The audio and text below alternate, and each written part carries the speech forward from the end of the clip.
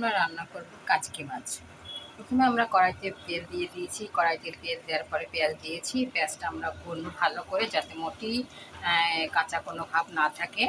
দেন একটু ভুনা হয়ে গেলে আমরা এখানে দিয়ে দিব পানি, অল্প একটু পানি দিয়ে দেবো। অল্প একটু পানি দেওয়ার পরে যে বাটা মশলাগুলো আমাদের আছে, ধনিয়ার গুঁড়া, জিরার গুঁড়া, আদা রসুন পেস্ট, এগুলা আমরা দিব। তবে যেহেতু আমাদের ছোট মাছ, সেক্ষেত্রে আমরা এখানে আদা দিব না। আমরা কি দিব, প্রথমে দিব আমরা হচ্ছে রসুন বাটা, এরপরে দিব বাদাম বাটা, এরপরে দিব সরিষা বাটা। এগুলা দেওয়া হলে আমরা ভালোভাবে এটাকে কষিয়ে নিব, যাতে এটা থেকে কোনো কাঁচা গন্ধ না আসে। চুলার তাপটা আমরা একটু কমিয়ে দিব, না হলে আবার পুড়ে যাবে। এরপর আমাদের যে গুঁড়া মশলাগুলো ছিল, যেমন ধনিয়ার গুঁড়া, অল্প সামান্য জিরার গুঁড়া, হলুদের গুঁড়া, আর এখানে ছোটো মাছ যেহেতু আমরা কাঁচামরিচ দিব, আর তার জন্য এখানে আমাদের লাল মরিচের গুঁড়া না দেওয়াটাই ভালো।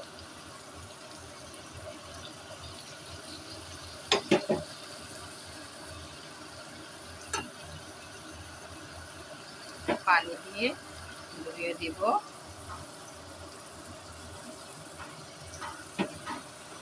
এরপরে মোটামুটি আমাদের রান্না হয়েই গেল, কারণ ছোট মাছ রান্না করাটা খুব ইজি। আমি প্রথমেই এই পেঁয়াজ বা মশলা কষানোর আগে কাচকি মাছটা একটু ভেজে নিয়েছিলাম, এবং আমি কাচকি মাছের সাথে অল্প একটু আলু দিই, এবং আলুটাকেও আমি ভালো করে ভেজে নিয়েছি। আলুটা এমনভাবে ভেজেছি যাতে এখন অল্প একটু পানি দিলেই মাছের সাথে এটা গলে যেতে পারে, সেদ্ধ হয়ে যেতে পারে। না হলে কি হবে, মাছটা সেদ্ধ হয়ে যাবে আর আলুটা কাঁচা থেকে যাবে।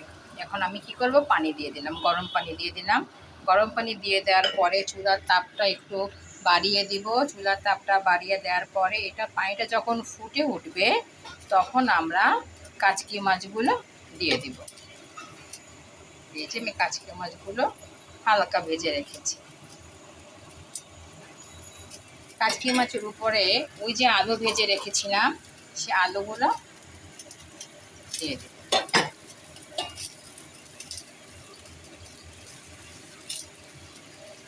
আর একটু পানি লাগবে। কাঁচামরিচ দিয়ে দিব,